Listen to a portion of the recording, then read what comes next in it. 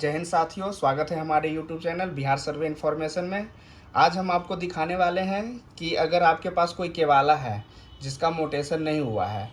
बहुत सारे लोग के मन में बहुत सारा कन्फ्यूजन है कि जिसका मोटेशन नहीं हुआ है उसका प्रपत्र 2 कैसे भरें, सर्वे में कैसे काम करवाएं। तो ये तमाम जानकारी आज हम इस वीडियो के माध्यम से आपको बताने वाले हैं। और इस वीडियो में आपको हम ये भी बताएंगे कि अगर आप कहीं दूर रह रहे हैं और आपके पास केवाला अवेलेबल है या घर पे है, तो आप व्हाट्सएप से या किसी के माध्यम से आप पीडीएफ मंगा सकते हैं और वहीं बैठे बैठे आप ऑनलाइन कैसे करना है। ये तमाम सारी जानकारी आज हम आपको इस वीडियो में बताने वाले हैं, तो लास्ट तक बने रहें। तो चलिए स्टार्ट करते हैं। तो ये हमारे पास जो आज केवाला है और ये हमारा नीचे हमारा सर्वे का फॉर्म प्रपत्र 2 है, जो कि हमने एक फ़ोटो स्टेट करके रख लिया। सर्वे में ऑनलाइन भी अप्लाई करते हैं तो आपको ये हार्ड कॉपी खुद से फिल करके और उसको स्कैन करके अपलोड करना होता है। तो आप सबसे पहले केवाला का पीडीएफ बना लीजिए और उसमें जो भी जानकारी है उसके हिसाब से ये आप प्रपत्र 2 भर लेंगे। तो जो यहाँ पे सबसे पहला लिखा हुआ है राजस्व ग्राम, यहाँ पे बहुत सारे लोग अब गलती कर रहे हैं कि कोई आदमी कहीं का ग्राम भर के आ जाता है, जो आधार कार्ड में रहता है वहाँ का ग्राम इसमें लिख देते हैं। तो इस बात का आप ध्यान रखिए कि आपका ज़मीन जहाँ पड़ता है उस जगह का नाम यहाँ लिखाएगा। अगर राजस्व ग्राम आपका एकाडी है, आपका बग्घा साथी है या कहीं भी है, तो वहाँ इसका नाम लिखाएगा, ज़मीन का एड्रेस रहेगा। यहाँ पे आपका एड्रेस नहीं रहेगा। आपका एड्रेस अगर मुंबई है, दिल्ली में रह रहे हैं या कहीं का भी आधार कार्ड में है तो उसका एड्रेस यहाँ नहीं लिखाएगा, यहाँ सिर्फ ज़मीन का एड्रेस लिखाएगा। जो कि बहुत सारे लोग अभी जो फॉर्म दे रहे हैं, जो भर के जमा कर रहे हैं, उसमें ये गलती कर रहे हैं कि यहाँ पे खुद का ग्राम लिख दे रहे हैं। तो बस ये कोशिश करना है कि आप यहाँ पे ज़मीन का एड्रेस देंगे। तो जो हमारा ज़मीन का एड्रेस है वो हम यहाँ लिख रहे हैं, जो कि आपके केवाला में लिखा होता है। तो आप केवाला में देख सकते हैं कि आपको केवाला में ही मिल जाएगा कि ये मौजा का नाम जो यहाँ लिखा हुआ है वासुदेवपुर एकाडी, तो वो हम मौजा का जो नाम रहेगा वो यहाँ पे हम लिख देंगे। उसके बाद है थाना नंबर। तो आपके केवाला में थाना नंबर लिखा होता है, जो कि यहाँ देख रहे हैं ये थाना नंबर लिखा हुआ है, तो हम वो यहाँ लिख देंगे। फिर हल्का नंबर है, अगर हमको हल्का नंबर नहीं पता है तो इसको हम अभी खाली छोड़ देंगे। फिर अब आते हैं इसका पुलिस थाना, जो ज़मीन पड़ता है उसका पुलिस थाना कहाँ पड़ता है, तो यहाँ हम पुलिस थाना जो है वो लिख देंगे। फिर जो आपका अंचल पड़ता है ज़मीन का, वो अंचल लिखाएगा यहाँ पे। फिर आपका यहाँ पे ज़िला का नाम लिखा जाएगा। ये चीज़ें होने के बाद अब हम आते हैं यहाँ रैयत का नाम, जिनके नाम से केवाला है। अगर उसमें 4 भाई है, 5 भाई है, उन सब का यहाँ नाम लिखा जाएगा। अगर वो अकेला पर्सनल केवाला है तो इसमें अकेले का नाम, किसी लेडीज़ के नाम से है तो उनका नाम लिखा जाएगा और यहाँ पे पति का नाम लिखा जाएगा। इसमें लिखा हुआ है कि 100 हिस्सेदारों का, अगर आपके उसमें हिस्सेदार है तो उनका नाम लिखा जाएगा। और लास्ट में है कि पिता का नाम, तो जेंट्स रहेगा उसमें पिता का नाम लिखाएगा। अगर लेडीज़ रहे, कोई महिला के नाम से है या हमारी पत्नी के नाम से है या कोई भी महिला के नाम से, तो उनके पति का नाम यहाँ लिखा जाएगा। तो ये केवाला किन के नाम से है वो हम केवाला में देख लेंगे। केवाला के मेन फ्रंट पे ही आपका नाम दिख रहा होगा। चलिए इनका नाम लिख देते हैं हम यहाँ पे। इनके पिताजी का नाम लिख देंगे हम।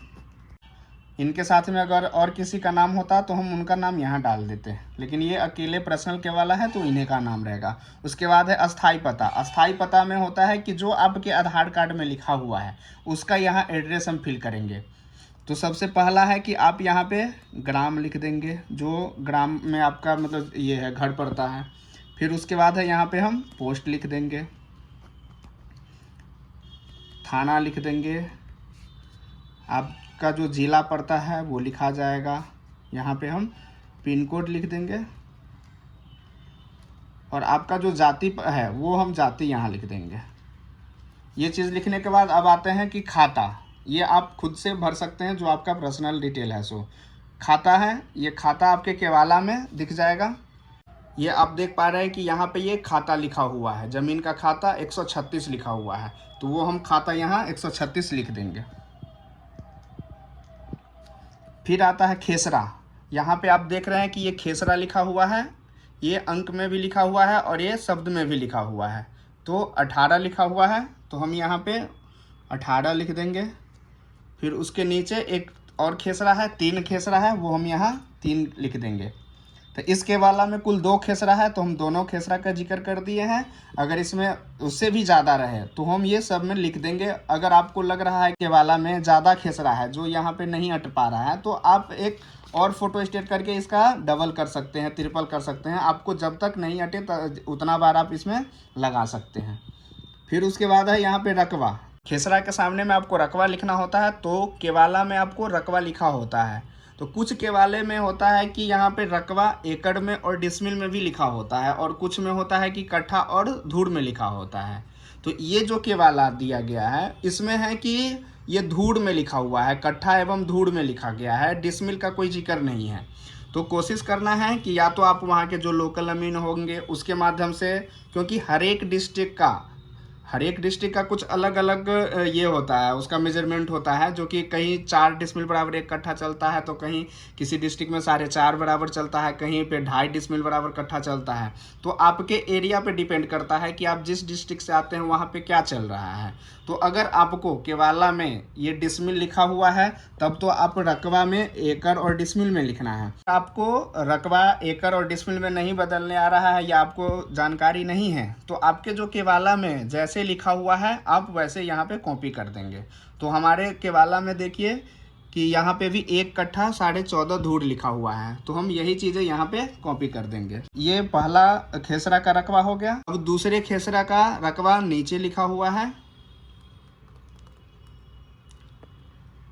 इसका रकबा 1 कट्ठा 7.5 धूड़ लिखा हुआ है, तो वो हम यहाँ फिर लिख देंगे। तो हम यहाँ रकबा जो हमको केवाला में पता था वो हम यहाँ पे कॉपी कर दिए और लिख दिए। अब आता है चौहद्दी। तो चौहद्दी यहाँ पे हम उत्तर, दक्षिण, पूरब, पश्चिम। चौहद्दी अगर आपको परजेंट का पता है तो आप कोशिश करें कि परजेंट का चौहद्दी दे दें। फिर दूसरे खेसरा का है, उसमें भी हम सेम यही कर लेंगे, उत्तर, दक्षिण, पूरब, पश्चिम। अब आता है कि एक और केस हो सकता है कि जैसा ये केवाला बहुत पुराना है या 10 साल पुराना है, और इस केवाला में अगर आप कोई ज़मीन कुछ खेसरा आप बेच दिए हैं, उस स्थिति में क्या करना है। तो मेन है कि जैसे इसमें क्या है कि 2 खेसरा था, अब इसमें जिनके नाम से केवाला है उनके द्वारा ये जानकारी दी गई कि ये जो 18 नंबर खेसरा है उसका जो भी रकबा है उनके द्वारा वो बिक्री कर दिया गया है, किसी दूसरे के नाम से बिक्री कर दिया गया है। तो इस स्थिति में ये होगा कि ये जो 18 है वो जिनको बिक्री किया गया है, जिनका डीड नंबर होगा या जिनके पास केवाला होगा उनके नाम से चढ़ेगा, और इनका जो भी शेष बचा हुआ है वो इनके नाम से चढ़ेगा। तो आपको करना ये है कि जो भी आप बिक्री कर दिए हुए हैं, जैसे ये हमारा बिक्री हो गया है तो हम यहाँ पे लिख देंगे बिक्री। इससे जो भी हमारे सर्वे कर्मी आएंगे उनको पता रहेगा कि ये जो 18 नंबर खेसरा है वो किसी दूसरे को बिक्री कर दिया गया है, और यहाँ पे होगा कि जब हम बिक्री कर दिए हैं तो हम इस खाता खेसरा को क्यों दर्शाएं। तो इससे ये होगा कि 18 नंबर तो आपके नाम से पहले केवाला था, अब बिक्री कर दिए हैं, तो बिक्री में जो विक्रेता होंगे वो तो आप ही होंगे ना। तो जो केवाला लिया है वो अगर देता है केवाला, तो उस समय जो हमारे सर्वे कर्मी होंगे उनको वेरीफाई करने में आसानी होगा, क्योंकि आप 18 नंबर इतना ज़मीन आप बेचे हैं तो विक्रेता में आपका नाम आ जाएगा। तो इससे उनको ये पता चल जाएगा कि ये जो बेचने वाले हैं वो यही है। और जो आपका शेष बचा हुआ है, जैसे इसमें है कि 3 खेसरा में इनका शेष बचा हुआ है जो कि अभी भी इनके दखल कब्जा में है, तो इनका जो चौहद्दी होगा वो हम यहाँ पे लिख देंगे। 18 नंबर खेसरा है वो तो ये बिक्री कर दिए हैं, तो इसका हमको अब कोई जिक्र नहीं करना है। बचा 3, तो 3 में जो इनका चौहद्दी है, ये हाल का चौहद्दी लिखा हुआ है, वो हम यहाँ पे कॉपी कर देंगे। तो ये हम चौहद्दी लिख दिए हैं। अब आता है कि किस्म इसका कौन सा है। हम पहले भी बता दिए हैं कि अगर जिसमें वास हो, आपका घर बना हुआ है, तो आप उसको आवासीय लिख सकते हैं, और जो आप कृषि कर रहे हैं वो कृषि लिखेगा। फिर उसके बाद अगर जो पड़ती है तो वो पड़ती, वो धनहर 1, 2 भेंट, ये जो हमारे सर्वे कर्मी आएंगे हमारी फील्ड पे आएंगे, जब प्लॉटिंग करेंगे वो उस समय डिसाइड करेंगे कि आपका जो किस्म है वो किस टाइप का है।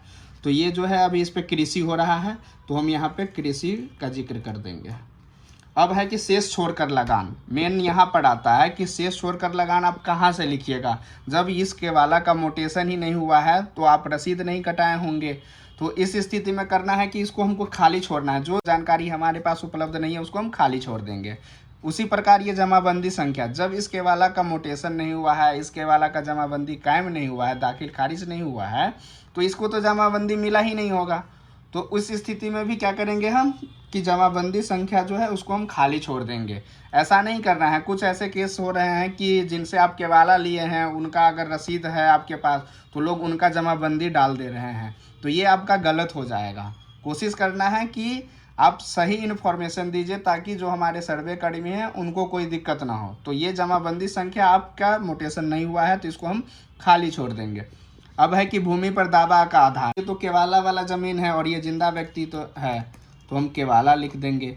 फिर अभियुक्ति, इसमें कुछ नहीं आएगा, इसमें कोई अभियुक्ति नहीं जाएगा। स्थान है, यहाँ पे स्थान आप जहाँ पे भर रहे हैं वहाँ का नाम लिखा जाएगा।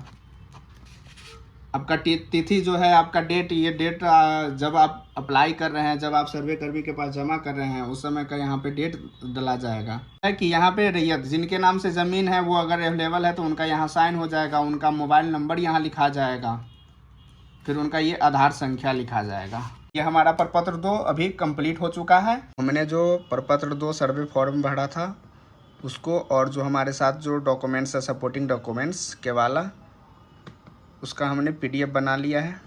ये देख रहे हैं कि ये सबसे फर्स्ट पेज, उसके बाद हमने केवाला का पेज लगा दिए हैं। उसके बाद जिनके नाम से,